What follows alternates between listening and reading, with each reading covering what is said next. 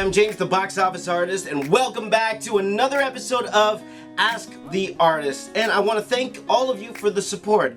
I started this interview series interviewing professional artists and writers, and the response has been fantastic, and I believe that these type of interviews help all of us, especially as we try to break into our art careers. And today I got a very, very special interview, and I'm so proud of this interview.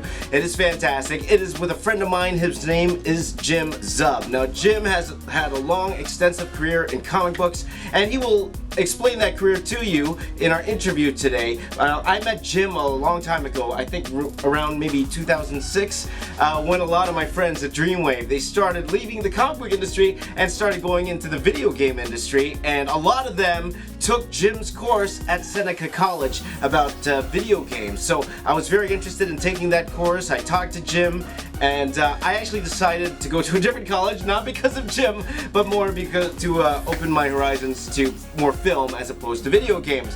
But me and Jim, we've maintained this strong professional relationship, and he has been going strong since, working for Udon, now working on all his creator-owned titles. So today I wanted to talk to him about that. I wanted to talk to him about collaborating with artists, and I wanted to talk to him if I had a story that I wanted to pitch to a comic book company, say Image Comics, how would I go about doing that? And Jim is a wealth of knowledge, and you guys will learn so much from my good friend Jim Zub. So without further ado, that's enough of me talking. Why don't we let him do the talking? Let's go to my interview with Jim Zub. Hi, I'm here with my friend Jim Zub. How do you pronounce your last name first? Zub. Yeah. Just Zub's good? That's good. We're such close friends. He's got my name down. Such close friends. I don't know his last name. There Beautiful. you go. And we are here at Fan Expo Canada, and Jim is a great resource, and he will explain why. Jim, why don't you first of all tell us what are you currently working on right now? Well, I'm a comic book writer. Before that, I was an illustrator, art director. I worked in animation, all kinds of different stuff. I'm known now mostly for my comic writing. So I'm currently working on Thunderbolts for Marvel, Dungeons & Dragons for IDW, a series called Wayward at Image Comics, and a brand new Image creator-owned series called Glitterbomb that's actually launching here at the show. Oh, so how did you get your start going into comic books? So my background's in animation, so I started as an illustrator and an animator, and I learned a lot about storytelling. I didn't actually think, I loved comics, and I always wanted to do it, but I didn't think there was a way in. When I was growing up, it's a different time, in the 80s, it felt like you had to live in New York City or be like a brilliant British person in order to work in comic books, particularly Marvel and DC. And so I got into animation because it felt like something that I could, it was storytelling, it was something I loved, and there were larger crews of people. In the time after I graduated school, the internet started to become a thing, and my first comic was actually a web comic that I started posting online in 2001. So I started putting up a dramatic story. I'd do 3 pages a week, and that was a way for me to learn the craft of comic storytelling and to, learn how to improve my ability with Photoshop, how to put my work out there, and I slowly but surely kind of built up my repertoire, taking what I knew about drawing and art and then building on that specifically into comics. A few years later, I would join the Udon studio, first as a colorist, then an illustrator, and then as an art director. And through that, I learned the business of comics, how the industry works, how publishing works, pre-press and all that stuff. So when it came time for me to do my own comic series in 2010, I had sort of both kind of the creative storytelling knowledge and a lot of the business chops to help me get my book out there. Okay, fantastic. So what's it like? So Image Comics is publishing your stuff. Do you self-publish your own material? No, so all my creator-owned stuff since then has been through Image. So I did a series called Skull Kickers in 2010. 2014 we launched Wayward, and this weekend we launched Glitterbomb. So 3 creator-owned series I've done at Image now, and they've been a great fit.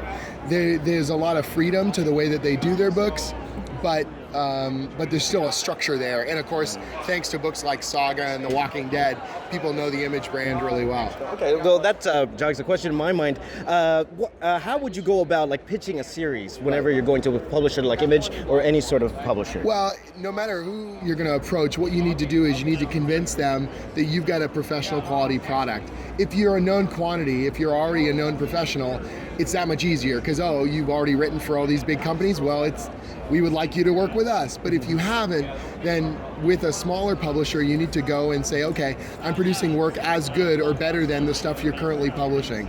I have a product that is going to expand your brand. I have something that's the art and the storytelling is appealing. There's some entertaining, sort of idea or hook to it. I think people get the wrong idea that they need to show up with either, like, if you're a writer, here's 100 pages of stuff, and it's like, imagine you're on the other side of the table, short and sweet. Give me a 2-page outline of what this thing is, show me some samples of artwork, ideally a finished first chapter, so you can get a really solid sense of what this thing's going to look like once it's published. And if it looks good and it is of professional quality, you've got obviously so much better a chance to make an impression that's a positive one. And even if they decide they don't want to publish it, you're going to make a good impression, and you're probably going to build a relationship that you can keep approaching an editor or a publisher and say, okay, if you're not into that thing, can I send you my next idea? Because you treated them professionally and you didn't waste their time. Right. Well, absolutely. That's honestly, that question was for me more. But also along those lines, what is the best way to contact those type of publishers? Would be try to find them at cons? Would it be through social media? Most of the publishers have a submission email that they use. So there's like a standard submission email that you can contact them through. And it is, it's what they call the slush pile. You're going to be in a big group of people who are constantly submitting. But honestly, if your work is of high quality, they will see it eventually and it will stand out. Approaching editors at a convention is definitely a possibility, and it can be good to get a face to your name. But understand that they're very busy. They're here to show, they're doing panels, they're meeting the people they already work with, they're doing all sorts of business stuff. You got to sort of pick your battles. If you can have a conversation with them short and sweet and hand them something in person, great. But if you don't, it's not the end of the world. Don't worry about, this is not your only chance. The work is going to do the majority of the talking. And nowadays with the internet, publishers work with artists all around the world. There's artists I've worked with I've never met in person. I've had a professional working relationship with them for years, and I've never met them in person. So you can make a good impression with strong work wherever you live.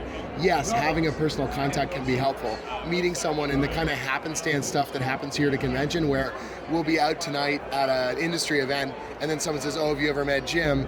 And all of a sudden we're talking about a potential project. That is wonderful. And if you can make it to a convention, I highly recommend it, but it's not the only way in. Okay. So what would be your advice to them if they were trying to break into comic books? So your fundamentals have got to be strong. If you can't draw consistent figures, if you don't, and I'm not just saying draw like your favorite artist, I'm saying draw from real life, figure drawing, understand anatomy, and that doesn't mean that you have to draw realistically. When I say draw anatomy, that there's a consistency in a volume and form, rather than it being like you must draw like a photograph or trace a photograph or anything crappy like that.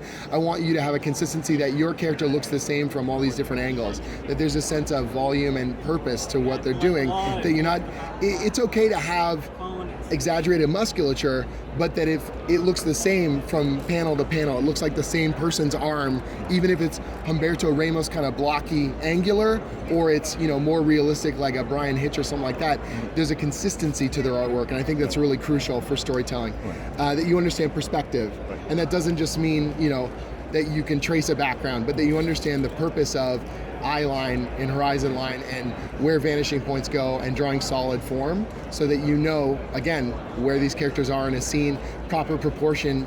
Yes, this character might be the Hulk and that character might be really small, but from panel to panel there's a consistency between them and their relative sizes. That kind of stuff I see a lot of problems with artists. They can draw a cool pose or they can draw a cool pinup, but I don't get a sense that they actually understand volume and they can move these characters through space. Get your basics down, and then put together storytelling samples, put together panel-to-panel stuff that shows that you can put these characters through the paces. And you're not gonna be able to do that in 1 page or 2 page or 3 pages. You're gonna have to do 5, 6 page stories, 10 page stories, 20 page stories. If you wanted to be a basketball player, you wouldn't just grab a basketball and try out for the NBA. You would be doing practice every morning. You'd be shooting hoops, you'd be doing layups, you'd be dribbling, you'd be doing drills to get better. You need to do that with your drawing and with your storytelling the same way. Okay, awesome.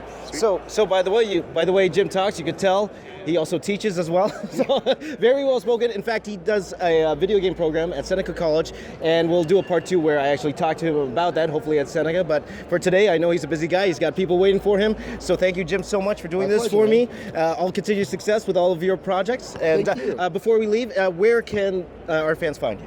So my website is jimzub.com. So it's JIMZUB.com. And on that website, I've got obviously my stuff, but then there's also tutorials about how to write comics, some of the economics of creator-owned books, and how to pitch your ideas to publishers. So all the stuff we sort of briefly talked about here, if you want to see actual examples of the pitches that I put to Image to get them to pick up my book, you can see it there. Okay, fantastic. I will be checking that out right now. Thank you so much, Jim, for your time, and hopefully great success in the future and at the con today. Thanks, man. Thank you to my man, Jim, for the fantastic interview. How great was that? But wait. We are not done yet, because after talking to Jim, I got the opportunity to talk with his new collaborator, a very young, talented man. His name is Djibril. I want to get it right. Djibril Morissette-Phan, and he is the new artist on their title. It's called Glitterbomb, which actually, by the time you're watching this, just dropped last week, and I thought it would be great to get insight from someone who is just starting their career in comics, just broke in, doing their first major professional work. So for you guys, here is my interview with Djibril Morissette-Phan. Hi, I'm here with this very talented artist. His name is Djibril Morissette-Phan. How are you today? I'm very fine, thank you. Okay, great. And we just talked to Jim Zub, and one of the artists that he has found and is working with one of his titles is Djibril here. Why don't you tell me a little bit about yourself and your career in art itself? So I finished animation school 2 years ago in 2014. I studied 2D animation in Montreal. That's where I'm from. And then after that, I worked for 3 months in an animation company. I didn't really like it. The 9 to 5 time was not really working for me, so I went freelance and I tried comics. And I've been working steadily in comics for about a year and a half, 2 years now. So yeah, and today Glitterbomb #1 is coming out. It's my new series with Jim Zub. It's my first major comic gig, so I'm pretty excited about that. That's why it's great for me to have you on my channel, because a lot of my viewers, they are going through kind of what you went through about a couple of years ago, trying to break into this particular industry. So how did you end up meeting Jim? Like, what did you work on before you met Jim? So as I said, I met Jim last year in Montreal Comic Con. I had a table and he was sitting right in front of me, and we had some common friends. Marguerite Sauvage, who's a great artist and a friend of mine and a friend of Jim, introduced us, and then he looked at my portfolio and loved it enough to ask me to do a book with him. But before that, I had maybe a year of experience in comics already. I had done a comic with Brian Pulido, which was my first full comic. And I had some smaller gigs and some illustration work. But yeah, so it's really at conventions that I've met most creators that I've worked with. Okay, so that's fantastic. So let's talk a little bit about practice, okay? For you to build up your portfolio, like how would you allocate your time, like after animation when you were trying to build your samples? What would you do? What was your process? Did you just get up and draw every day? You know, what would you do to put your portfolio together? I've always been working at the same time as building my portfolio. So on my spare time, I draw. I do the first sequential art I'd done. It was a friend of mine who wrote me a little 5-page script, and I drew it. And that's with those 5 pages that I got my first gig for the book with Brian Pulido, and then that book gave me the other. So it's really just building on what you've done and continuing doing it without stopping. Yeah. Okay, awesome. So how did you develop your style? First of all, like, who are your influences, and then when you were drawing, what do you do to inspire you? Do you like put pictures up, or do you look at other comic books? Like, what do you do? My biggest inspiration, probably the artist that made me want to do comics, is Sean Murphy, and it probably shows in my work even nowadays. But I'm trying to diversify my inspirations. I try also to not be inspired only by comics, because it's really like easy to just get stuck in that loop. You have to look at real life, you have to look at movies, you have to read books, you have to look at art, any kind of art, so that you have the biggest library in your head. And sorry, what was the second? That's okay. That's answered my question. That's fantastic. Well, along those lines, we know that storytelling is like really one of the most important things when it comes to comic books. How did you develop your storytelling style? Did you just something that you learned on your own, or?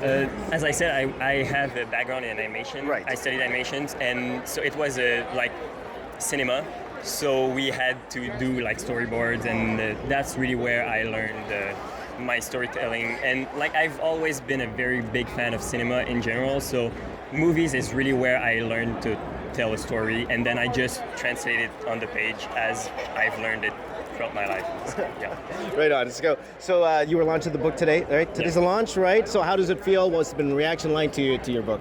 Well, we're just at the second day, and it's a pre-launch, so I don't have the full experience yet, but it's the first time people know me for my work, so I'm pretty happy about that. Yeah. Yeah, it feels pretty good, right? Yeah. Okay, that's fantastic. Okay, before we end off today, continue to success to you. Hopefully, you have this long comics career. As a very young guy, I'm very jealous. So, before we end off, can you please let our fans know where can they find you? Where can they follow your career?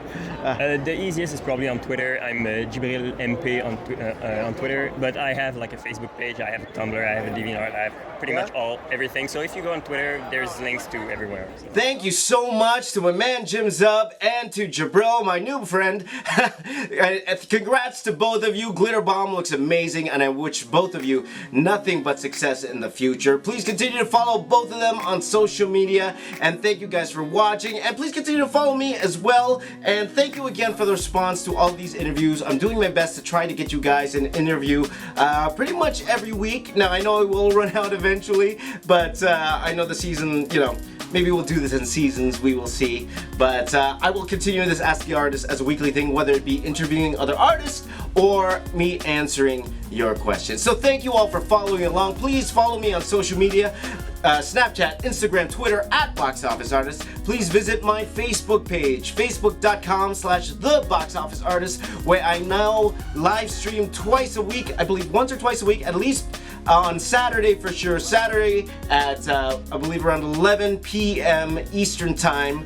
11 p.m. Eastern Time. On Saturday, you can find me on Facebook Live, and sometimes I pop up during the week as well. So please pay close attention to my Facebook page, and please also hit that like button. Please share this video if you think this video can help any one of you and your friends, and please don't forget to hit that subscribe button. As of this recording, I'm about to hit about 14,000 subscribers, so I really appreciate it. Thank you all for the support. You guys have been amazing. My name is James. I'm the Box Office Artist. I'm here to say keep drawing, and I will see you all tomorrow.